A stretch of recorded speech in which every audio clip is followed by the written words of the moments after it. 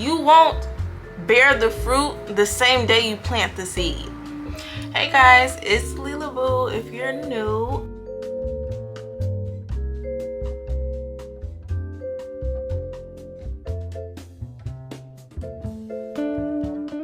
today we are here with a more intimate video, very talkative, very zoned in. I want you guys to like really know me, and I really want to get to know you guys. This video is just about pure encouragement, vulnerability, transparency from a YouTuber, from a new YouTuber to the world and for upcoming YouTubers.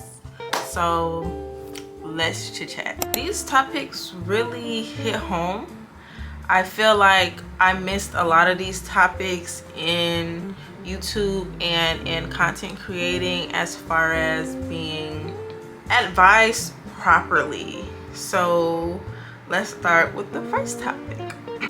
The real truth about starting YouTube. Now, if anybody who's watching this wants to start a YouTube, I'm sure you guys have looked up or seen the videos about the truths of starting YouTube. And they talk about editing, talk about being consistent, but they talk about all these subjects that don't, like, they help, right?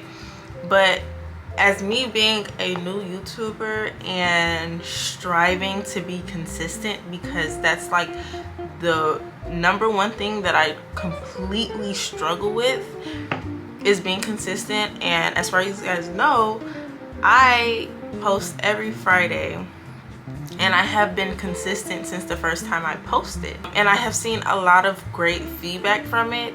Even if it's small progress, every day I'm getting a higher number. Every day I'm adding a new subscriber, even if it's 1 or 2 or 5.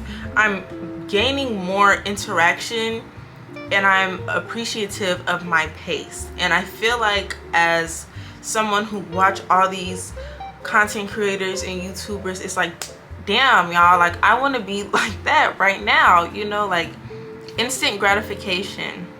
So I think I want to really talk about the transparency of starting YouTube, and it's a very personal journey. It's like 50-50. It has much to do with what the YouTubers who have like 100,000 subscribers, and it does have a lot to do with that, being consistent, knowing what to post, editing properly. First and foremost, what they are right about is just starting. Like, even if the videos you make seem like they're trash, they're not good enough, they're not what you imagine, you do have to just start.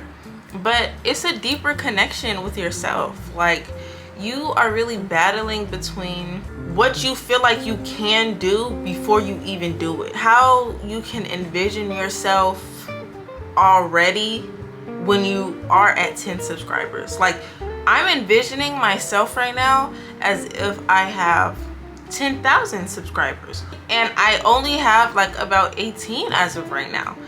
That's hard when the number in your mind doesn't match the reality of your life, and to keep going and to keep having content. And for those who feel like their lives aren't that extravagant, and I don't do Pilates, and I don't have a meal planning, or I don't have any money to meal plan, we still deal with those things as new content creators. That's just the trial or the struggle that we have as new content creators. It's a lot of personal fight that a lot of new YouTubers have, or new content creators have, because of the statistic of how a video is supposed to look.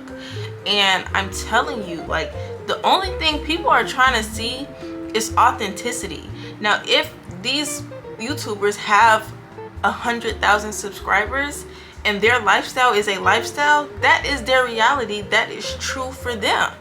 But that doesn't mean it's true for you. That does not mean that you have to be exactly like that. Romanticize your life. You don't have to eat toast with avocado on it. If you don't like that shit, don't eat it. Make you some oatmeal, make you some toast and some yogurt. Like, make you a bowl of cereal. Like, it does not have to be what you see, you know what I mean? And I feel like a lot of people get lost in that. Like, I get lost in that, and I feel like that's why I'm saying it, because that's something that I struggle with. But that's not my reality. That's not what I eat. That's not what I do. I don't have that right now. So what am I doing? What can I do right now with the money that I have? What can I do right now with the time that I have? How can I be comfortable and record with my camera? That is the reality about starting YouTube. That's the truth about starting YouTube, is discovering yourself and being okay with yourself, being okay with how you talk, being okay with talking to this camera, being okay with yourself. Like, YouTube is your journey. What you are recording is your life. Nobody else should dictate that. If they like you, they'll subscribe to you. If they don't like you, that's okay. That's okay. You want to be the most authentic self that you are. And I'm sorry, I'm so passionate about this because I've been trying to do YouTube for 5 years. And this 5th year is the first time that I ever been consistent enough to post 3 videos every Friday. I'm so dedicated with myself because I see myself at that 10K even though I'm at 18. I see myself and I'm appreciating myself. It's yours. If you keep thinking about it, if you keep like, damn, I want to be like that, be like it, and be like it in your own way. Next topic. Views on consistency. Hell, just do the shit. Honestly, like, set the bar kind of low. Set the bar kind of low. Like, I'm talking about setting it low to a point where it's like once a week. It's 7 days in a week and I post 1 time. Most people want to start out and post 2 times. If you are not consistent in making your bed every day, what makes you think you're going to be consistent with editing every day? If you are not consistent with the day-to-day routines in your life, YouTube is something hard to be consistent in. So if you can strive to be consistent in what you do on a day-to-day, YouTube is going to come so much more easy. It's going to come easy to you, and it's going to be like, I want to do this versus, oh fuck, I have to do this. Just do it and set the bar to something that's realistic. If you can't post 3 to 4 times a week, if you can't post 1 week, post. Just post. But my advice to you is to post at least once a week. Make time. Take at least 3 hours a day to edit the video, and you have a video, and it's perfect. And you can still have time. You can still go to that job. You can still make extra money and not be drained and rattling your mind to edit this video, and now it seems like a chore rather than something that you genuinely want to do. Just do it, and realistically do it. Respect yourself / quitting bad habits. It has taken me a long time to just do this simple thing, and it's not that simple, but respecting yourself should come simple. And I've had bad habits, guys. Like, I'm about to get so transparent with you guys. I used to smoke weed every day, about like 5 times a day type of smoke weed, right? And it was hindering me, but I felt like it was fine. Like, I'm fine. I just do it because it makes me chill. But I was forgetting a lot of stuff. I was letting people disrespect me. I was letting family and friends disrespect me, but it's because the lack there was for my attention and for my memory, you know what I mean? And it caused me to be in those same cycles. So if you are a person who struggles with some type of addiction, and I'm not talking about drug addiction. Scrolling on TikTok is an addiction. If you're on TikTok, if you're on Instagram for almost 8 hours in a day, it's an addiction. It shouldn't be happening. You know what I mean? These things are hindering us in our growth and our development. I don't really know any other way to say it. It's just not good. And it's a form of disrespect, because do you know what you could have been doing in that time?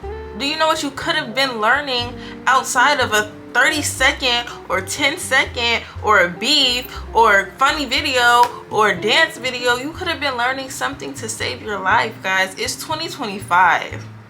Do you guys know what is going on? Like, we have to watch the news. We have to really get down into self before we want to help anybody else out. Before we want to help all the problems in the world, we have to help ourselves. We have to really pay attention to ourselves. We have to pay attention to what we eat. We have to pay attention to what we watch. We have to pay attention to what we listen to. We have to pay attention in conversations that we just indulge in. Like, it's that serious. It's that serious for your growth. It's that serious for your mental health. I hope you guys are staying with me right now, because it's just that serious. Do like a pros and cons. My pros and cons when it came down to smoking weed was a pro. I feel chill. I feel relaxed. I get great sleep. Like, oh my gosh, it's probably like the best sleep ever, right? But what's my cons? I was spending at least $150 on weed in a month. That's ridiculous. That's a phone bill. Not even. That's like a water bill. I was forgetting a lot of stuff. I was losing weight rapidly. I wasn't aware of my health going in a defect because the weed made me feel like there was nothing wrong with me. It was numbing every pain in my body. Everything that my body was trying to tell me, it was numbing it. If I didn't smoke, I would not eat. When you just look at a situation, it's just like, this shit is not good for me. What can I do better? You know what doing better is. You know that you have other things to be doing that's way more important than this. That also means you have to let go of a lot of things. And I feel like the attachment with something that you are addicted to is the fact that you have to let go. And it's like a very traumatic and purging type of feeling. Like, that's true healing, when you can release something that isn't good for you and pour in what's better for you. If you want to read books, read books. Every time you think about anything that you have an addiction in it, do the very thing that you actually want to do. I actually want to do an at-home workout. I actually want to pray more. I actually want to speak to my friends more. Find a good job. I actually want to go to school. I actually want to learn something. I actually want to do other hobbies. I want to do pottery. I want to do ballet. I want to do yoga. I want to do Pilates. Like, you can do these things at your own pace. Staying present and what helps us stay on track. Staying present is definitely huge. My mother deals with present moments often. Like, that's her motto. We can get trapped in the future and in the past, but everything that we do today at this second, in this moment, will make our future better. Everything that we learned from the past and know what not to do right in this moment can make our future better. And everything that we know from the past and we still fall victim to, and we still go through these habits, okay, your future may not be that good, right? Staying in your present moment is taking it one day at a time, taking it 1 minute at a time, taking it one step at a time. Like, you are really pacing yourself through the motions. You are giving it your all through that time, and you have every right to do so. What helps me stay on track, and this actually goes into the next topic, is prayer life and staying connected to the source. I don't care. You have to have faith in this world.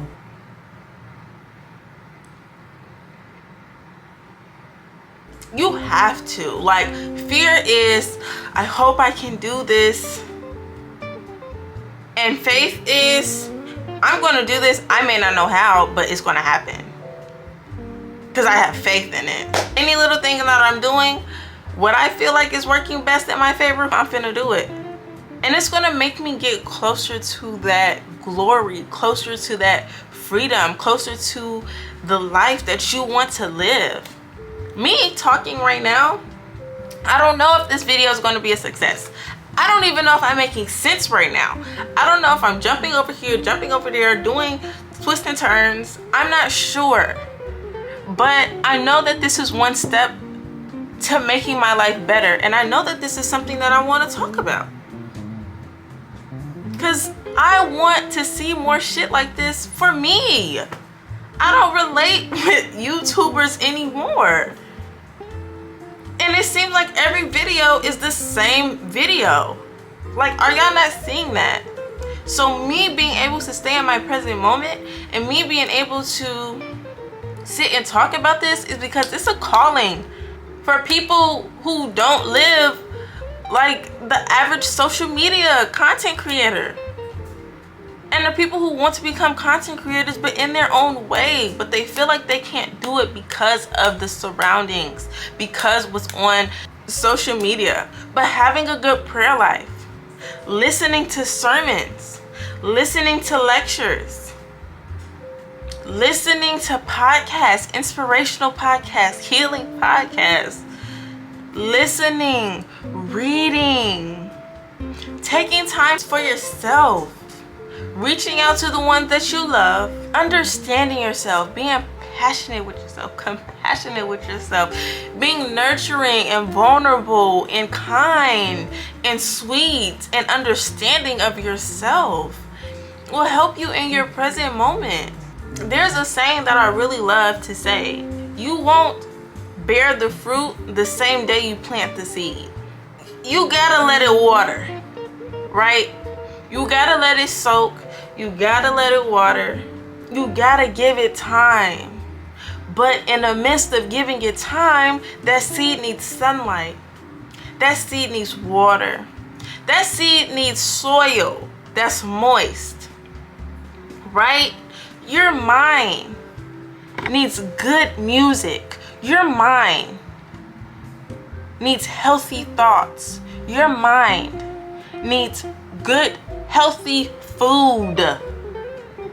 Food for thought, meaning what you talk about between your friends. No gossip, no nothing but evolution and elevating yourself. And good food, guys. Come on.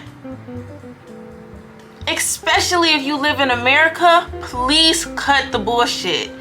What we eat is not healthy.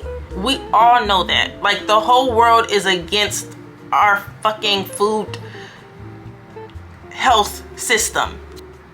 We have to be serious about this. I'm sorry. No, I'm not. I'm not. I'm not sorry. It's like, damn. Like, damn. It's just right.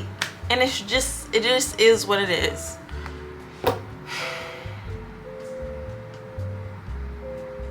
Do that, YouTube.